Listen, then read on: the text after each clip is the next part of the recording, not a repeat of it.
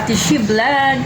So for today's vlog guys, galing ako sa Pag-asa Wet Market. Bumili ko ng ulamin natin. So ayan guys, ay miswa with ayan guys, eto ang mga lulutuin for today's vlog guys. Mga sangkap guys, sibuyas, dahon, bawang, at ang ating yan, pinahiwa ko na po siya sa palengke.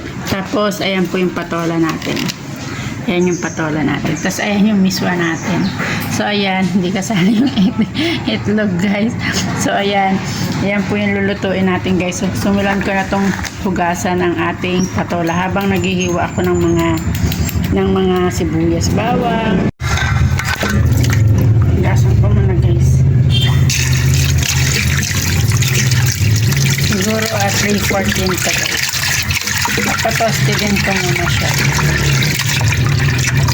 Sugas guys, medyo papatoste din muna natin ng konti bago natin siya igisa guys. Ng asin para may lasa ng ating karne.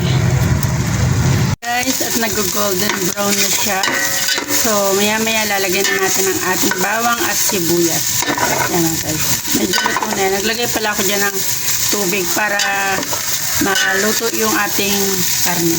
Guys, ang ating bawang, ayan, nagtalsik-talsik na guys. Sibuyas guys, ang nilagay natin dyan. Sinama-sama ko na para hindi siya magtalsik-talsik. Hindi na ako guys naglagay ng mantika. Yung sariling mantika na lang ng karne ang nilagay natin. Yan. At pag nagisa-gisa na yan, ilalagay na natin ang tubig. Nagisa na natin, mag-add na tayo ng tubig.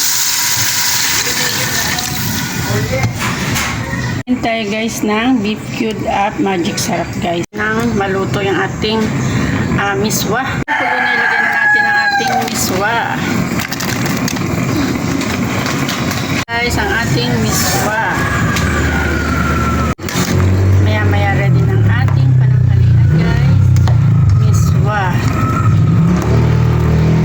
Ang ating dahon ng sibuyas. Pangpalasa rin siya guys. Guys, so, sarap ng ulam for today's vlog. Kasi dinamihan ko yung sabaw kasi malakas pong yung ating miswa. Maya-maya, konti na lang sabaw niyan. Puro miswa na siya guys. Ayan na nga guys, malapit nang maluto ang ating miswa with patola. Ayan guys, oh. Kulong-kulo na, luto na yan guys. Nga, naluto na natin ang ating miswa with patola. Sana po nag-enjoy kayo sa aking mga video. Maraming salamat po. Magandang buhay.